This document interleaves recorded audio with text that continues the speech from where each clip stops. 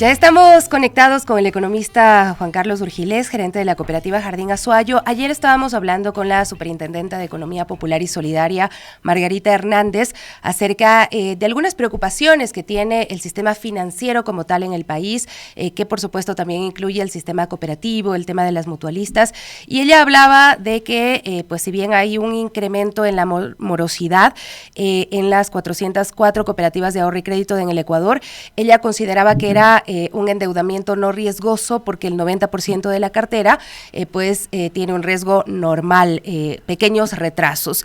Sin embargo, sí nos planteaba otras preocupaciones, ¿no? Y hacía algunas reflexiones en torno al sobreendeudamiento, a la desaceleración de la colocación de los créditos, a la disputa también de la captación de recursos con la tasa de interés. Y estos temas, pues queremos trasladárselos también pues a quienes en la práctica están pues gestionando todas estas realidades de la comunidad que luego se evidencian también en el sistema económico, que la gente que pide créditos y demás. ¿Cómo está, economista? Qué gusto saludarle. Buenos días.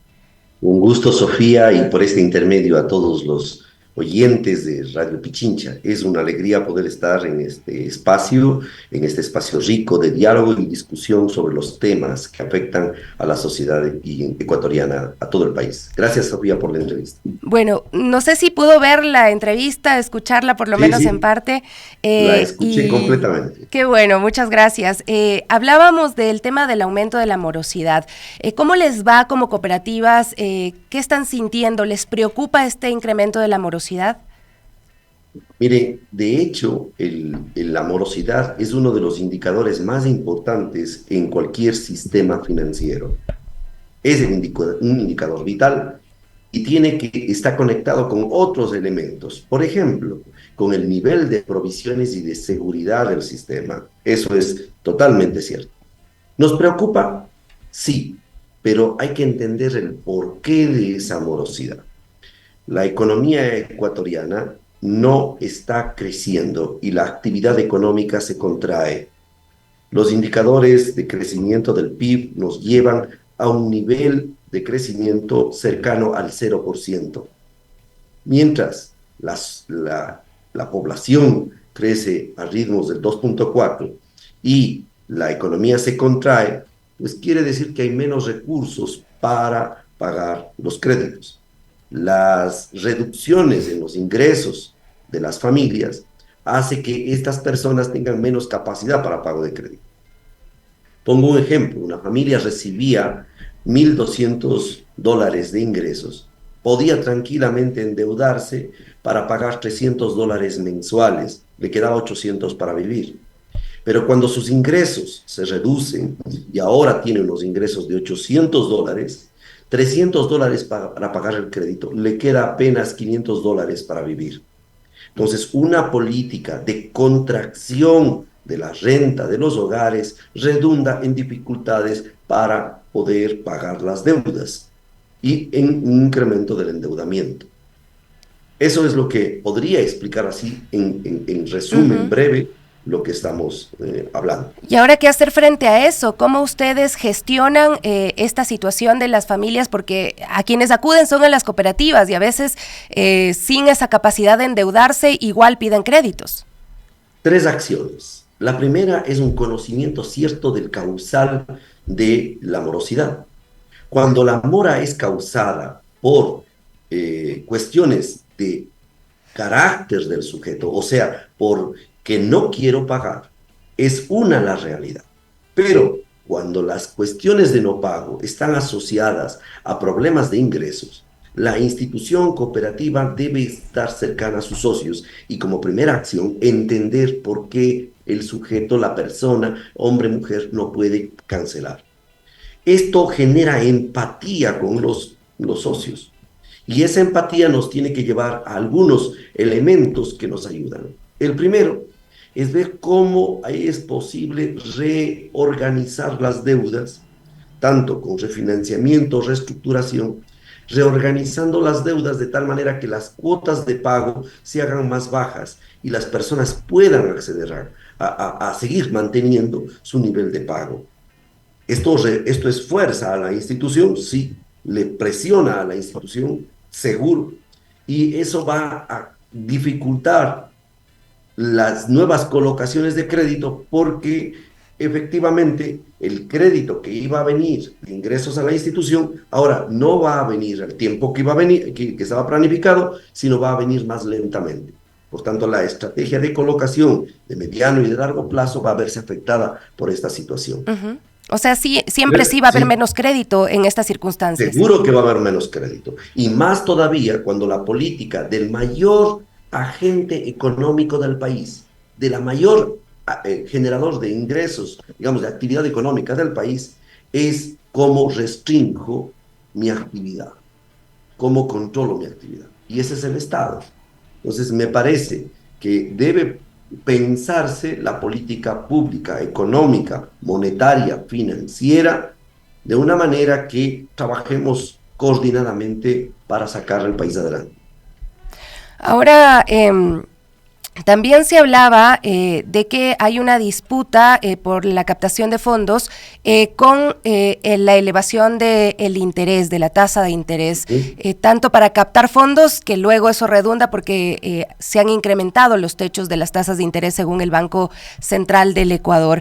Esto surge ahí tal vez algunos temas éticos, pensando desde el cooperativismo. ¿Cómo lo asumen ustedes? ¿Cómo ustedes responden a sus principios frente a esta realidad donde los bancos están diciendo les vamos a pagar más intereses, tengan su plata aquí? Las cooperativas también ofrecen un interés alto, pero al mismo tiempo el crédito sube, claro, la tasa a la que se presta. Tres cosas podría decir al principio. Primero, explicar un poquito por qué surge esta situación. La primera es que a nivel internacional, luego de la pandemia o con la pandemia, la Reserva Federal de Estados Unidos emitió dinero en cantidades nunca antes vistas. Esa emisión servía para apuntalar los conflictos que la pandemia estaba generando. Pasada la pandemia, la economía no se recupera bien por dos razones. Una, por el conflicto de traslado de contenedores a nivel mundial, que elevó los precios de todos los productos, y luego, desde febrero del 2022, causado por la guerra entre Ucrania y Rusia y las medidas de presión hacia Rusia y hacia Ucrania que elevaron los costos de las materias primas a nivel mundial y los costos del transporte a nivel mundial. Eso hace que una alta inflación, se produzca una alta inflación en Estados Unidos generada por estas restricciones estructurales en cuanto al comercio y de conflictos de castigo hacia Rusia por la guerra que tiene con Ucrania. En esto, la inflación se eleva y como una medida cuantitativa, el gobierno estadounidense a través de la Reserva Federal o la Reserva Federal eleva las tasas de interés. La tasa de interés de marcadora, se llama SORF a nivel internacional, esta tasa pasa de niveles del 0.5 al 5.5, o sea, se eleva muchísimas veces más de 600, 700 veces más. Hoy, en Europa, en Estados Unidos, la tasa que se paga por los depósitos a plazo bordea el 5%. Esa tasa antes era casi negativa. Ahora, si Estados Unidos eleva su tasa local, que causó serios problemas, el año pasado quebraron dos grandes bancos en Estados Unidos, no se dice nada de eso. Entonces, todas esas problemáticas pasan a todo el mundo y desde mediados del 2022, la tasa de interés internacional empieza a subir. Estados Unidos y la Reserva Federal empieza a recoger todo el dinero del mundo, porque así es, de todo el planeta empieza a recoger el dinero y las tasas marcadoras se elevan. El efecto de esa elevación en nuestra economía es que el dinero ya no fluye tan bien hacia el Ecuador. Y esto es como una pecera gigante, en donde el nivel del agua empieza a reducirse, porque hay una aspiradora que se llama Reserva Federal, que empieza a tomar agua de todo el mundo y también de nuestra pecera. Como hay menos agua, toda la economía empieza a elevar las tasas pasivas para recoger dinero de la economía y poder seguir sosteniendo la actividad económica de crédito. Eso hace que el sistema bancario sea el primero en que siente esto, porque tiene más comercio exterior y eleva las tasas pasivas. Al elevar las tasas pasivas, todo el sistema sube. El Banco del Pichincha, el Banco de Guayaquil, el Banco Internacional, el Banco Bolivariano, todo el sistema financiero bancario subió las tasas de interés. Antes pagaba 2, 3%, hoy paga 8, 9% en plazos fijos sobre los 180 días, 360 días. Empieza también a succionar dinero de las cooperativas del sistema financiero bancario y las cooperativas también se ven obligadas a subir las tasas. Las tasas promedio de mediano y largo plazo están bordeando el 8,5-9%, Ujú. pero la tasa de vivienda está entre el 9,5 y 11%. Este margen que explicaba ayer la superintendenta hace que sea inviable financiar actividades productivas grandes y vivienda, con lo cual la economía empieza a contraerse también porque la vivienda, ustedes saben, tiene una integración tan grande en el país que da trabajo a muchísimos sectores. Y ese no trabajo genera desempleo y ese desempleo genera presión migratoria por un lado, en el Darién está que se van miles de personas, y por el otro lado genera inviabilidad de pago. Pero el rato que comprendemos eso, entonces podemos empezar a plantear alternativas. La primera es comprensión. La segunda es medidas paliativas para ayudar a las personas a que bajen sus cuotas de pago y puedan seguir cumpliendo, porque son personas honestas, son personas honorables, son personas que se encuentran viviendo una situación difícil. Y hoy el sistema financiero tiene que comprender eso y trabajar en eso. Ahora, en ese espacio, el sector del Estado tiene que activar algunas medidas y me parece que la superintendenta planteó algunas. Yo plantearía otras. ¿Cuáles Es, serían? es necesarísimo entender que las exenciones fiscales o las condonaciones fiscales que hasta ahora han venido planteando todos los gobiernos no pueden ir más y que hay sectores que deberían compensar el servicio social, la responsabilidad social con el pago adecuado de impuestos, porque el Estado no tiene recursos. Y si el Estado no tiene recursos, no puede pagar a los municipios, no puede pagar las obras públicas, no puede dar mantenimiento a las hidroeléctricas. Y si no puede dar mantenimiento, no puede dar seguridad también, no arranca el país. Porque ese dinero sirve también para pagar a las economías familiares, barriales, municipales, cantonales. Y la otra medida que me parece que debe emprender todo el país es comprémonos nosotros mismos. Produzcamos para comprarnos nosotros mismos. Hay un valor importantísimo en la compra que hacemos a nuestros compatriotas que están produciendo.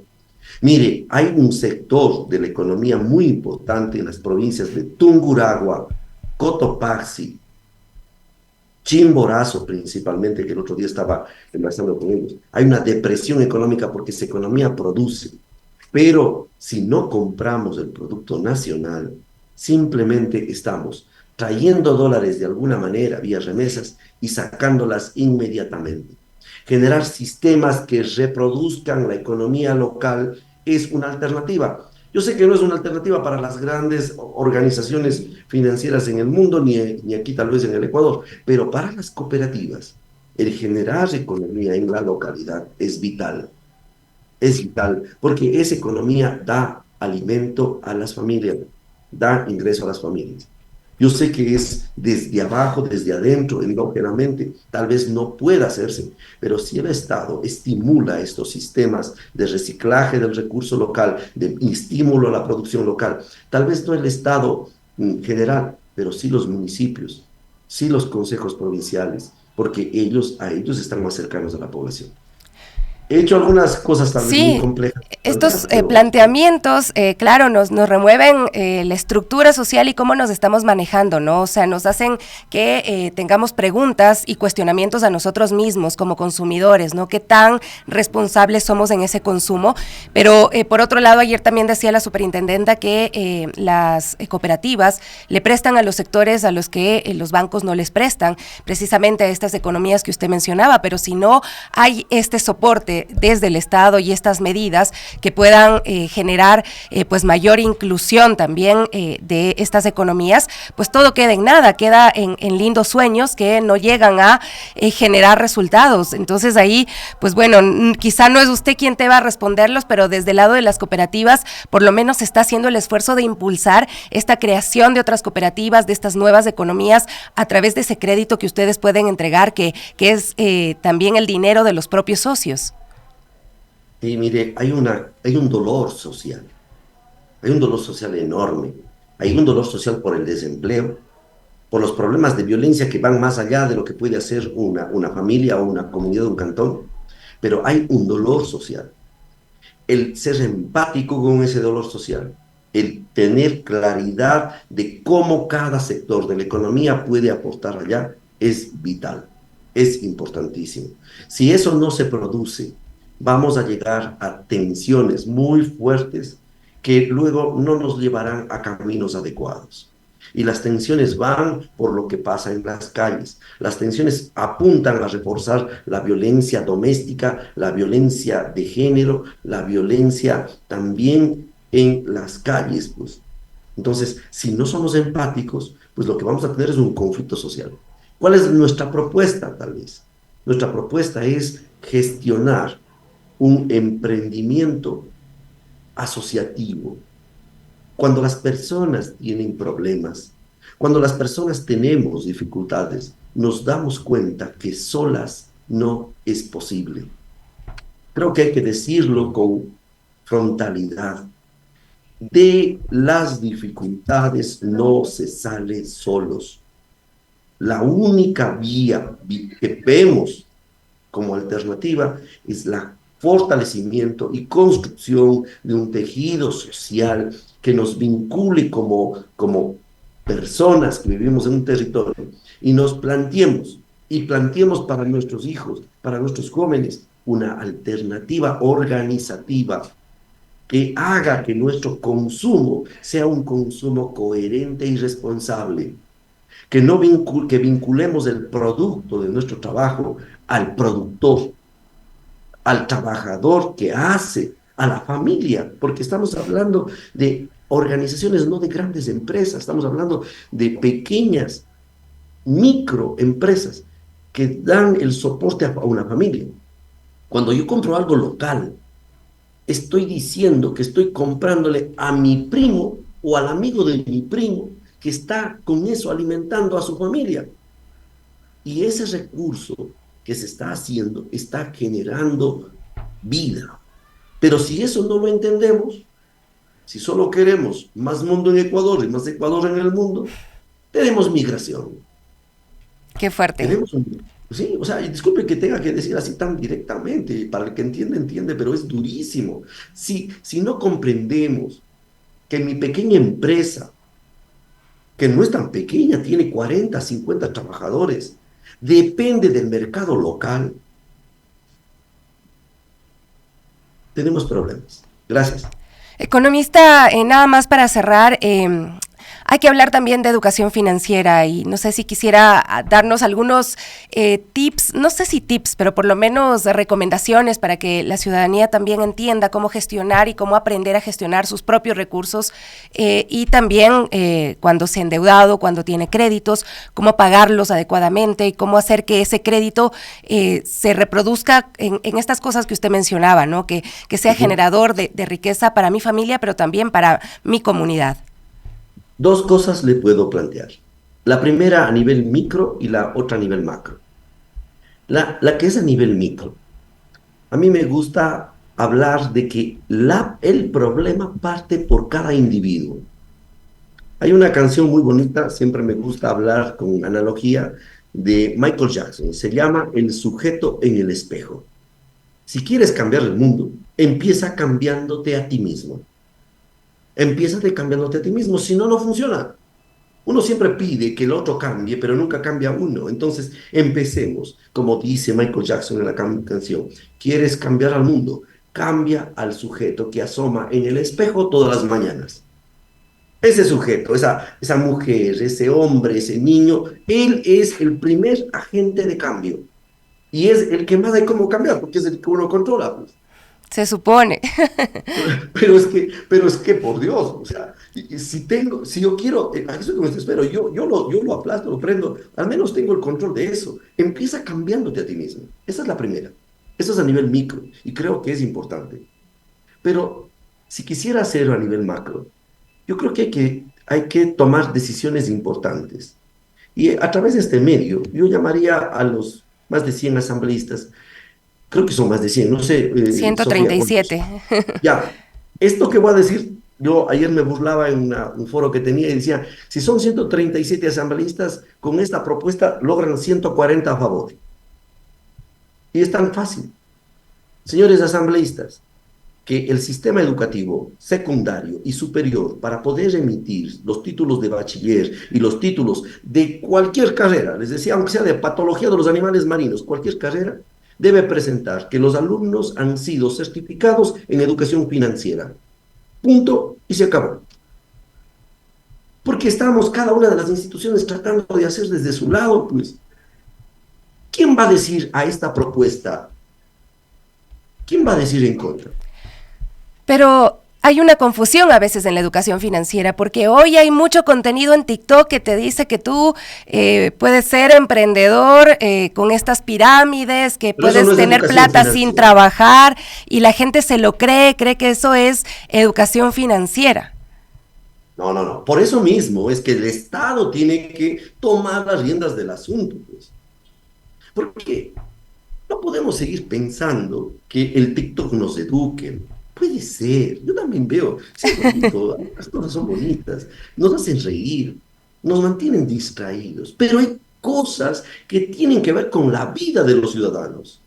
Miren, les hago este llamado, gracias Sofía por este espacio, gracias a Radio Pichincha. Cualquier asambleísta que escuche, el mismo compañero, señor presidente, que puede ser que esté o no esté de acuerdo, lanza una propuesta de estas y hace y funciona. Vea, la persona que está pasando, haciendo de portero en la asamblea también levanta la mano a favor.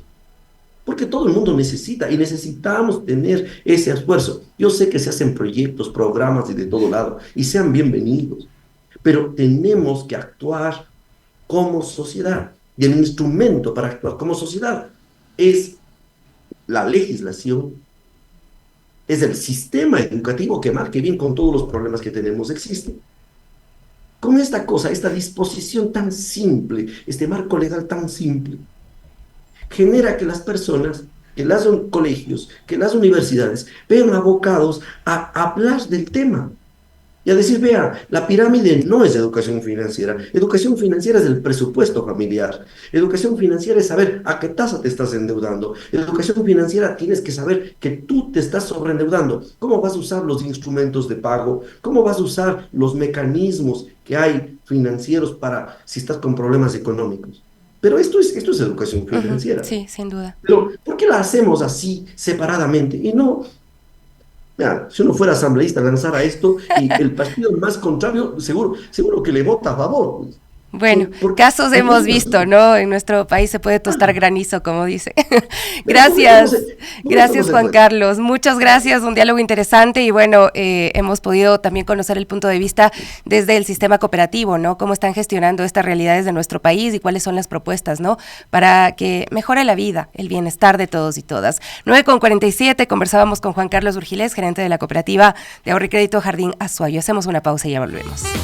Estamos de regreso, 9:49. Yo ronca mal, pero bueno, aquí estamos. ¿Cómo estás, mi Gaby? Buenos días. Buen día, mi Sofi. Sí, buen día amigos y amigas de las Warmis, así es, bueno, nos toca cuidarnos porque también en el verano estos fuertes vientos también nos pueden generar estas congestiones, así que hay que cuidarse. Sí, empieza como una alergia por ahí, sí, luego se complica, va bajando, bueno, pero yo creo que ya lo superamos, ya estamos muchísimo mejor. Está con nosotros Joana Aguirre, representante de Mundo Mágico de la Mascota, porque este fin de semana se llevará a cabo la segunda edición de la Ruta Mágica Vamos a Pata, es a las 7 de la mañana. Empieza, es una caminata con las mascotitas. Hablábamos hace un momento de la importancia de generar esta empatía y esta solidaridad entre seres humanos, pero también con las mascotitas, porque son parte de nuestra familia, son parte de nuestra comunidad, y hay muchas mascotitas que tienen que ser rescatadas y muchas veces no tienen alimento, hay gente que está haciendo algo por ellos, por ellas,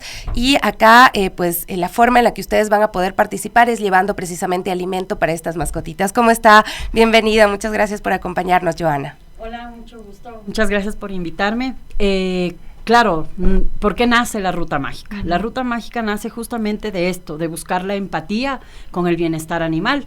Ustedes saben que Quito es una ciudad con una problemática de animal en la calle súper alta y hay gente que se dedica literal a recoger estos animalitos, rehabilitarles y luego buscarles un hogar para siempre. Nosotros, basados en esta idea del bienestar y la tenencia responsable, generamos este evento, como bien dijiste, es la segunda edición. Es una caminata donde para participar tú donas alimento y tienes tu cupo de participación, caminas 3 kilómetros con tus mascotas, pueden ir gatos, perros, el año pasado tuvimos hasta conejos. ¡Qué lindo! Sí, es buscar este espacio donde puedas compartir con tu mascota y estar en armonía con las otras personas, con esta comunidad que cada día va creciendo más y que quiere ser parte de una ayuda, de generar algo, ya tengo yo mi perrito, el mío es adoptado, pero ¿qué puedo hacer por los otros que no tienen todavía su hogar para siempre? Entonces, es de una actividad sin fines de lucro, claro está, y también que nos genera estos espacios donde luego vamos a tener una feria de servicios. Entonces, ya caminaste, regresas a la feria, y en la feria tienes chequeos veterinarios, tienes concursos, te van a dar sampling las marcas, y aparte hay unos conversatorios chiquitos de consejos, de cómo tener mejor a tu gato. Es verdad que los gatos tienen siempre la razón, o pero ellos creen que sí, ¿no? Sí. Yo creo que es un cliché, lo que pasa es que no estamos en la misma sintonía. Es como los perritos de la calle, por ejemplo. Los perritos de la calle caminan 30 kilómetros al día, entonces tú te parte el corazón, le rescatas, le llevas a tu casa, y claro, la primera noche duerme plácidamente porque ya no tiene miedo, pero al otro día tú sales a trabajar, regresas y encuentras medio sillón. Ya, entonces es puro estrés, es de lo que el animalito está en otro momento de su vida, no entiende qué pasa, no sabe a dónde caminar, entonces le da ansiedad. Entonces, ahí cómo entramos nosotros, asesorándote de qué tienes que hacer para que el perrito se rehabilite y ya no te coma la otra mitad del sillón. Entonces, es eso, estas charlas son súper chéveres por eso, porque te enseñan a escucharle a la mascota. Y así todos vivimos en armonía y tenemos una relación a largo plazo llena de salud y tranquilidad.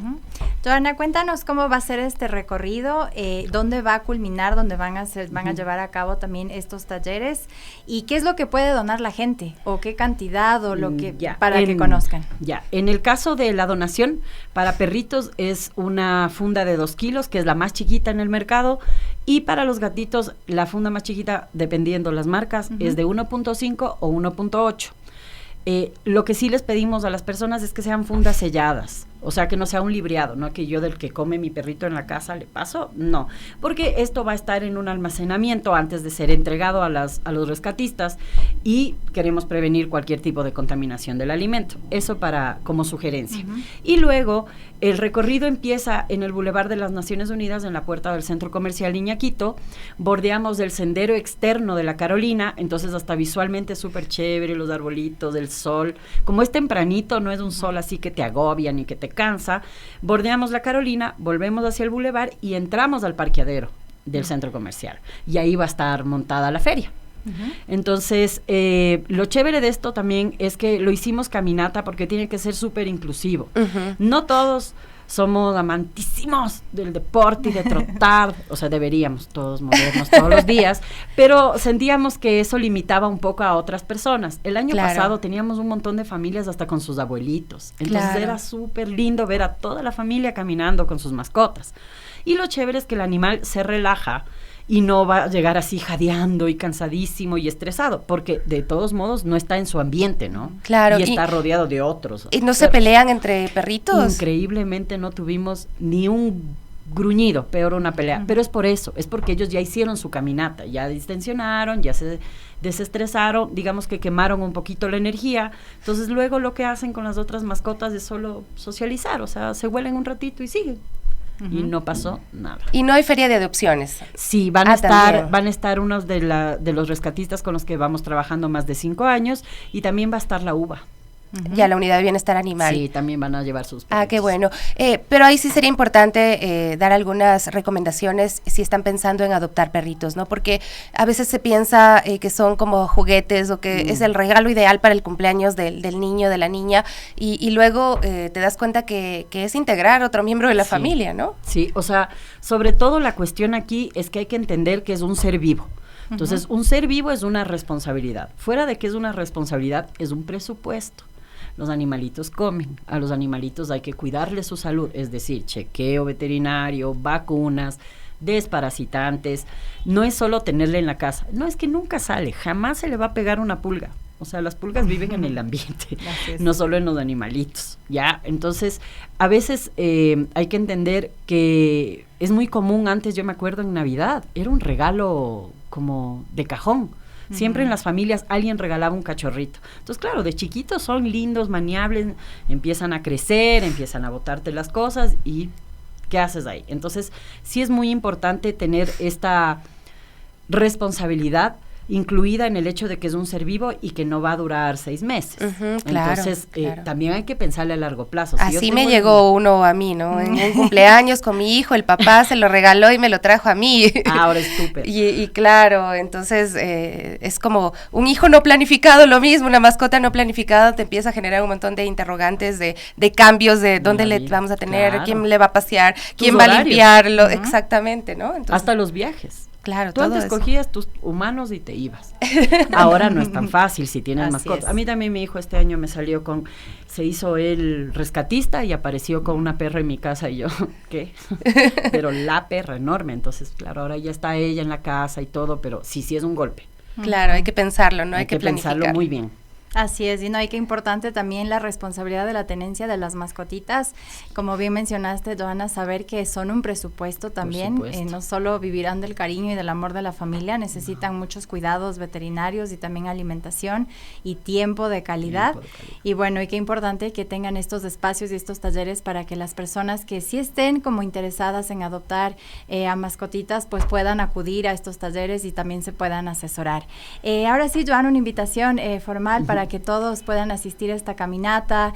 También no sé si es que hay como un límite de mascotas por familia, los cuales puedan asistir a la caminata, y también como precauciones, ¿no? Sabemos que sí es una caminata que va a ser segura, pero siempre y cuando tener esas precauciones de que estén con su collar, de que estén con identificación, para que la gente conozca. Sí, qué chévere que lo nombras, porque hay muchas personas que piensan que su mascota es súper obediente y que les hace súper caso, pero una cosa es en tu casa y otra cosa es con 150 perros alrededor.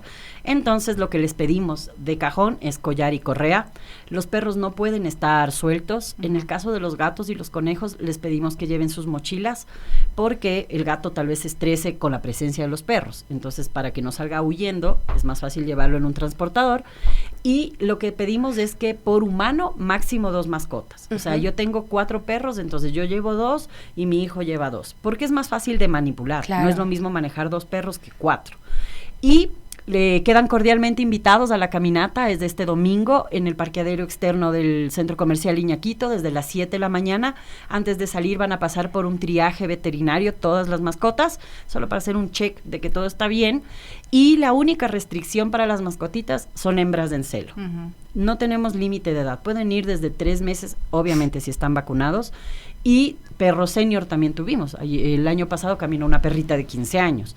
Entonces, lo único que no vamos a poder dejar participar son las perritas en celo. Ellas sí nos pueden alborotar todo el avispero. Sí, porque no todos los perritos están esterilizados. Claro, sí. Entonces, hay que lo tomar bueno en es que cuenta. la gente que va a estar para las adopciones, las 2 fundaciones, tanto UBA como nuestros rescatistas, ellos entregan los perros rehabilitados, desparasitados, vacunados y esterilizados. Bueno, qué lindo. A mí me parece realmente un momento familiar muy bonito y además que nos presenta también otros cuestionamientos, ¿no? Sí. La problemática que bien decía Joana al iniciar de los perritos callejizados en Quito es fuerte y bueno, podemos hacer algo, ¿no? Y quienes tienen sus mascotas tienen que también esterilizarlos, ¿no? Por favor. Hay esas cosas que no pueden dejar de suceder, que hay que responsabilizarnos de todo lo que pasa en nuestra ciudad. Joana Aguirre, representante de Mundo Mágico de la Mascota, nos hacía esta invitación a la segunda edición de Ruta Mágica Vamos a Pata. Hay que disfrutar con nuestras mascotitas este día 14 de julio, este domingo, desde las 7 de la mañana. 10 en punto, una pausa y volvemos. Seguimos con más de las Guarmis. Mi Gaby, hay temas que hay que tratar, que hay que abordar, que son muy duros, pero que no podemos dejar de nombrarlos, porque lo que se nombra, no existe, ¿no? Y estas realidades también tienen que ser abordadas desde el Estado y esa es la exigencia. Lo único que podemos hacer desde el periodismo es evidenciar qué es lo que pasa en nuestro país, en nuestra capital. Así es, y bueno, y para la secretaria de Inclusión, Silvana Aro, en relación al año anterior, al 2023, la situación de pobreza y mendicidad sí se ha incrementado. Dice que una de las causas es la falta de respuesta por parte del gobierno y los sectores donde más se registra mendicidad son Calderón, Carapungo, La Roldós, Quitumbe, La Argelia y también el centro histórico y en la ruralidad de nuestra capital. Y bueno, aquí tenemos un reportaje de nuestra compañera Evelyn Caiza con más detalles. El 40% de la población de Quito se encuentra en situación de pobreza y pobreza extrema, y que 1 de cada 2 habitantes atraviesa condiciones de vulnerabilidad y por lo tanto de riesgo, es lo que indica la secretaria de Inclusión Social de Quito, Silvana Aro. El trabajo infantil es una de las principales problemáticas que se pueden evidenciar en la ciudad, en los hipercentros, por ejemplo, se expresa la mendicidad de donde están los adultos mayores, personas con discapacidad, niños y niñas. Dentro de estas estadísticas se encuentran Laura y Pepito. Ellos solicitan ayuda económica o algo de comida a los autos que bajan por la Mariana de Jesús y 10 de agosto, al norte de Quito. No son migrantes, ni están de paso. Son quiteños, pero Laura no tiene un ingreso fijo y debe cuidar y alimentar a su pequeño. Para la secretaria de Inclusión, en relación al 2023, la situación de pobreza y mendicidad sí se ha incrementado. Dice que una de las causas es la falta de respuesta por parte del gobierno central. Resalta que los sectores donde más se registra la mendicidad son Calderón, Carapungo, La Roldós, Quitumbe,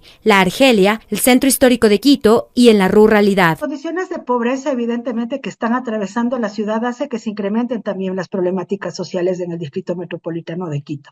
¿No es cierto? La falta de respuesta por parte del gobierno central nos está poniendo una presión importante al municipio del distrito metropolitano de Quito para dar respuesta a estas problemáticas. El periodo vacacional, precisamente en el que nos encontramos, es una de las principales preocupaciones, ya que no todos los niños se quedan en casa o asisten a un centro de recreación. Aro indica que muchos de ellos salen a trabajar. Encuentran grupos que lo que hacen es utilizar a las personas para generar recursos económicos. Entonces, el incremento, sin duda alguna, es evidente. Todas las personas que transitamos por la ciudad podemos ver cómo niños y niñas están en distintos espacios. Según cifras entregadas por la Secretaría, Quito es la ciudad con la tasa de desempleo más alta del país, siendo esta 2 veces mayor a la media nacional. Tiene un total de 302.437 personas en pobreza moderada y un total de 88.668 en pobreza extrema, es decir, viven con menos de $1.60 al día.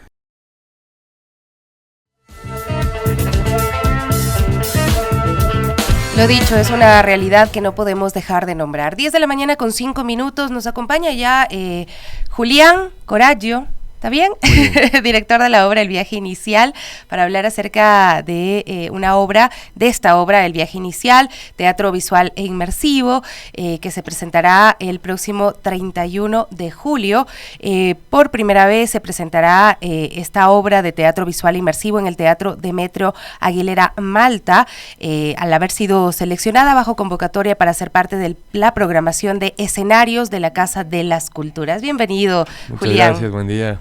¿Cómo estás? Todo bien, aquí despertando todavía.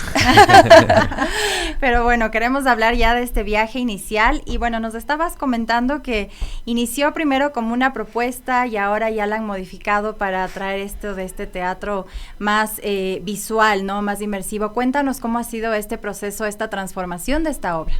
Bueno, originalmente esta obra nació como nuestro primer concierto sensorial, porque era con una banda musical que pues musicalizaba toda la historia, ¿no? Uh-huh. Y realmente de teatro tenía un poco, porque era más concierto que teatro.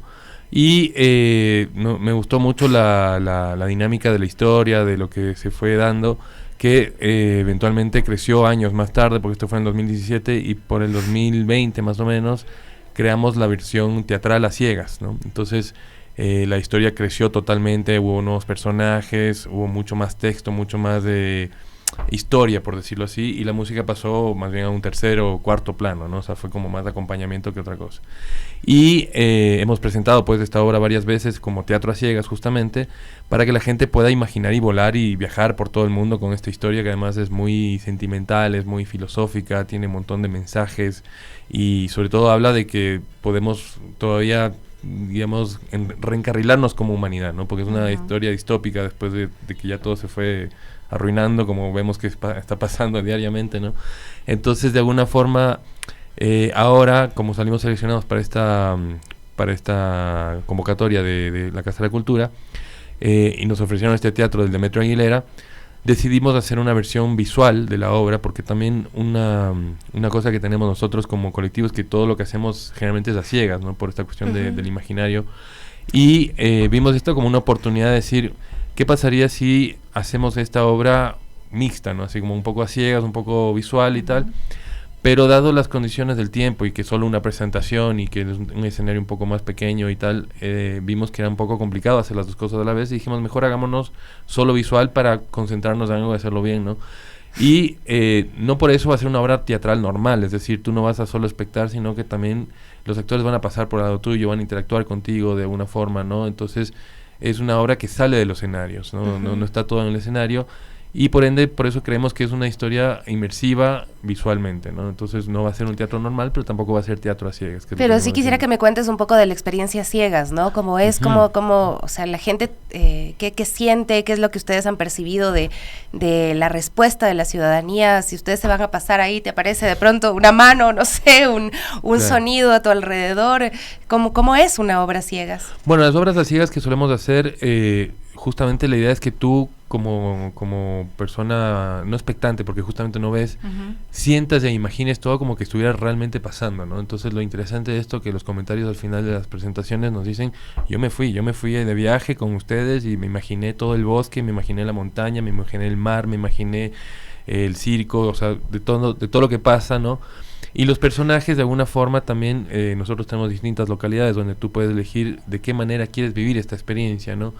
Y por ende, de alguna forma tú puedes vivir la experiencia interactuando con los personajes, bailando con los personajes. Algunos personajes se sientan al lado tuyo, te piden opiniones, comentarios, y otros que en cambio están totalmente alejados de la situación, ¿no? Entonces, de alguna forma, tú solamente sientes lo que está pasando lejanamente y por ende no te pasa mucho, ¿no? Pero todos huelen, todos sienten las texturas que están pasando alrededor. Entonces es muy loco porque cada persona imagina distinto, ¿no? Entonces no te puedo decir, todos van a imaginar esto, sino que más bien lo que sí van a imaginar es la historia, el contenido, pero cada uno le va a poner su toque personal, ¿no? Y eso como es una lectura pero guiada. Exactamente, sí. Y tridimensional. Y justamente ustedes van a proponer estas dos alternativas, ¿no? Que sea interactivo y que también general, ¿no? ¿Qué se espera en el interactivo? Como para que invites a la gente a esto, o tal vez habrá gente que un poco rechaza esto como, no, yo no quiero, es muy, me presionan mucho, okay. Pero ¿qué esperar para que también la gente sepa a lo que va a asistir, lo que va a percibir en esta obra? Es decir, a veces la gente me pregunta, tengo que actuar, o sea, yo no soy actor, ¿no? Y digo, no, o sea, tú tienes que ser lo que eres tú, ¿no? Y tú tienes que reaccionar como tú eres ante lo que suceda, ¿no? O sea, como no vas a saber qué va a pasar, pues justamente eso es lo que vas a reaccionar como tú verás, ¿no? Pero en esta obra particularmente, digamos que la interacción va más por una cosa de ser parte de, es decir, hay un par de rituales, una fiesta, por ejemplo, entonces te invitan ellos a compartir con ellos la fiesta, ¿no? Salir a bailar un poco, y no te digo que tienes que bailar salsa, ni mucho menos, ¿no? Pero es como una cuestión de mover tu cuerpo ahí en onda festiva, ¿no?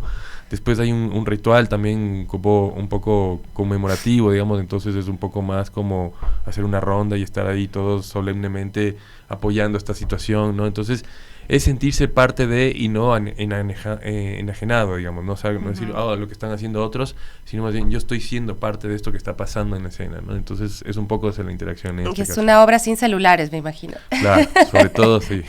Por favor, ¿cuáles son las reflexiones que buscan lograr en el público y las que ustedes siguen haciendo? Porque me imagino que siempre hay nuevas reflexiones que hacer.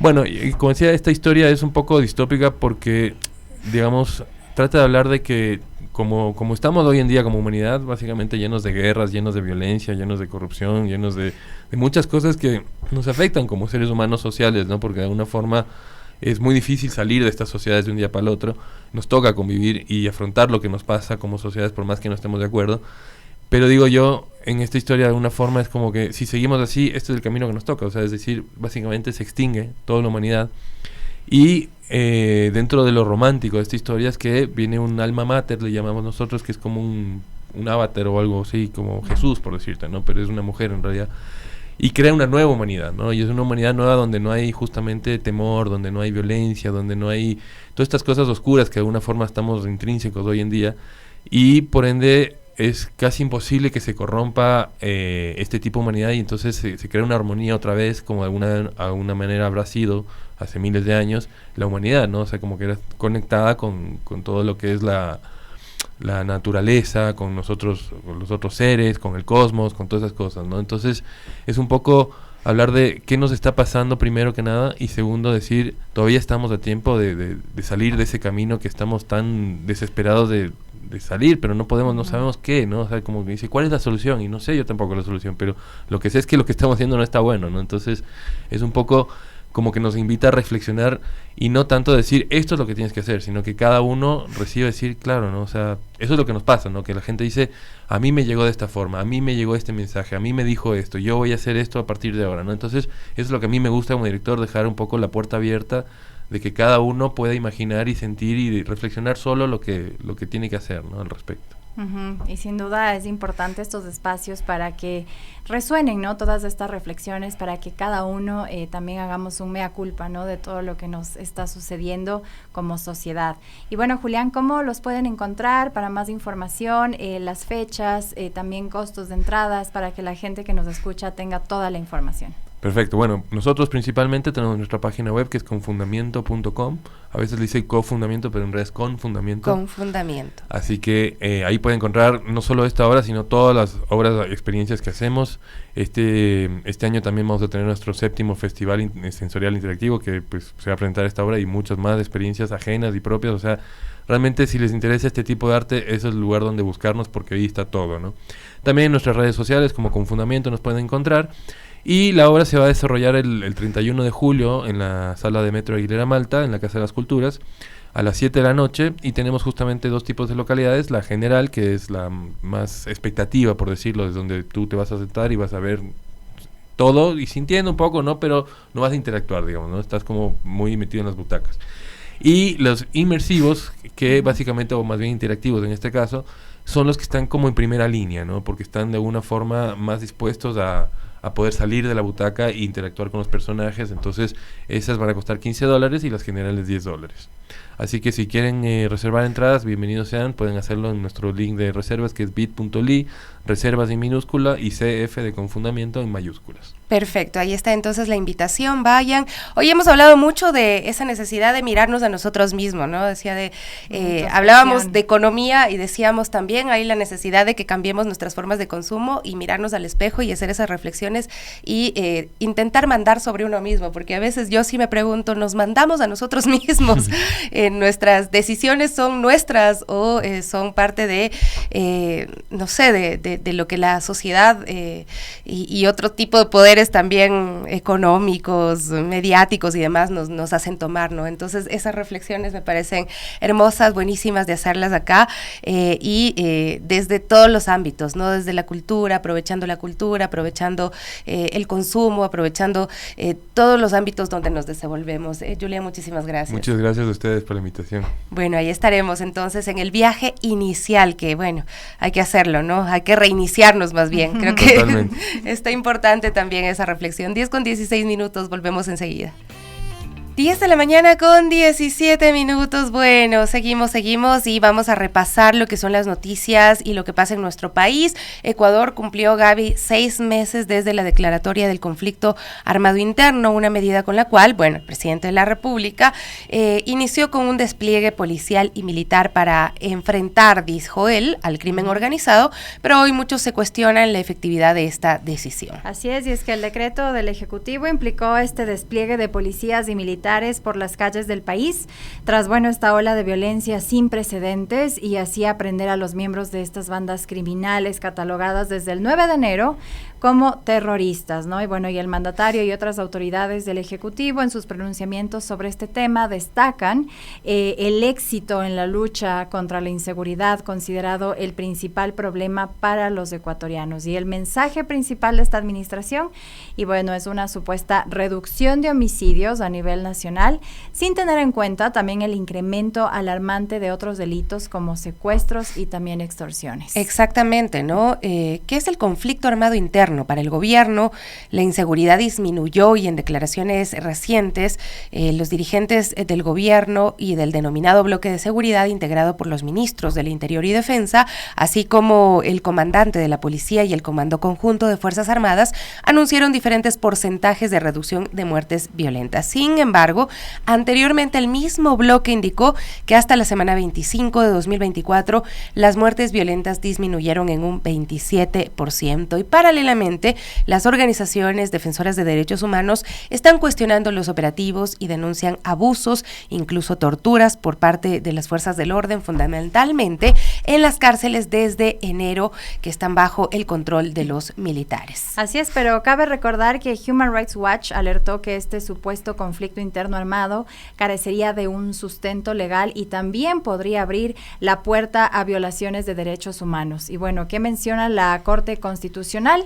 Determinó que 2 decretos de estado de excepción firmados por el presidente Daniel Noboa para mantener estos operativos en determinadas provincias no se apegaban a la Carta Magna, aunque el mandatario insistió, y actualmente hay una medida de ese tipo vigente en 7 demarcaciones del país, ¿no? Y bueno, ¿ha disminuido o no la violencia en Ecuador?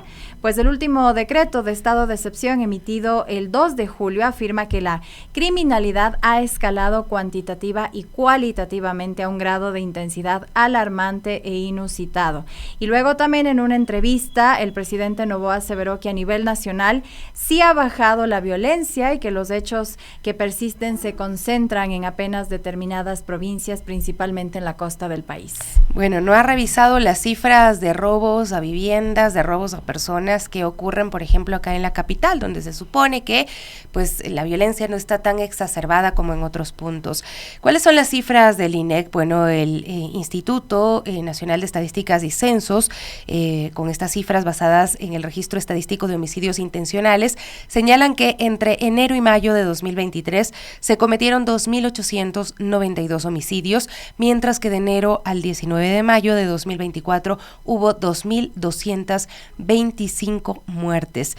Estos datos indican que si bien hay una reducción de muertes violentas en comparación con el año anterior, que fue el más violento de la historia del país, existen aún ciudades donde ese indicador sigue incontrolable, especialmente en distritos como Guayaquil, San Borondón, Durán, que con frecuencia aparecen en las noticias con hechos de sangre. Expertos, por ejemplo, como Renato Rivera, director del Observatorio Ecuatoriano del Crimen Organizado, declaró a un medio digital que los resultados del primer semestre son insuficientes porque el gobierno ha descuidado la implementación de políticas sociales. Y en su opinión también, el empleo de militares es una medida de auxilio y herramienta populista, lo cual evidencia la ausencia de estrategias sólidas para combatir estos desafíos. Y pues también lo que estamos viendo es que solo está como en la lista de prioridades del tema de el crimen organizado, ¿no? Este crimen interno y violento, pero lo hemos dicho aquí, los robos continúan, las extorsiones continúan, los sicariatos continúan, y esto es casi que de todos los días en las principales ciudades del país, y lamentablemente como ciudadanos hay que decirlo, no es que estemos viendo un cambio real por parte del gobierno o esta respuesta al tema de inseguridad, no, lo seguimos viviendo a diario, y como lo decimos, tal vez no esté en la lista de prioridades, pero sin duda es muy importante dar cabida también a esto, porque somos nosotros, los ciudadanos de a pie, los que decimos los más afectados de esta inseguridad. Y hoy precisamente INRED presenta un informe sobre violaciones de derechos humanos durante la declaración del conflicto armado no intencional en Ecuador.